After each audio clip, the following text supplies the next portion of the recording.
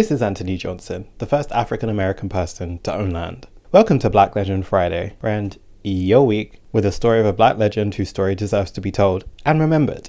Anthony was kidnapped in the 1620s from his home in the Kingdom of Ndongo, which is now known as Angola. He was renamed Antonio A Negro and sold into slavery, where he eventually found himself on a plantation in Jamestown, Virginia. Now, interestingly, around this time, rules and laws around enslavement hadn't fully materialized yet. So Antonio's situation worked kind of more like an indentured servant, where you'd live with your master family and work for several years and would receive land thereafter. The conditions weren't amazing and many didn't survive. Worse still was the India Massacre of 1622, where the plantation was among those attacked. The Powhatan tribe of Tidewater were trying to take their land back. Most of the men at the plantation were killed, but Anthony survived. A year later, a woman named Mary was brought to work on the plantation. They hit it off and fell in love. A decade later, their term was finished, and they were free. Upon his freedom, he decided to rename himself, refusing to take his master's family name, which was Bennett, instead calling himself Anthony Johnson. The name he chose for himself was a marker of his newfound freedom and his identity that he would now carve for himself. In 1651, as payment for finishing his indentured contract, was granted 250 acres of land,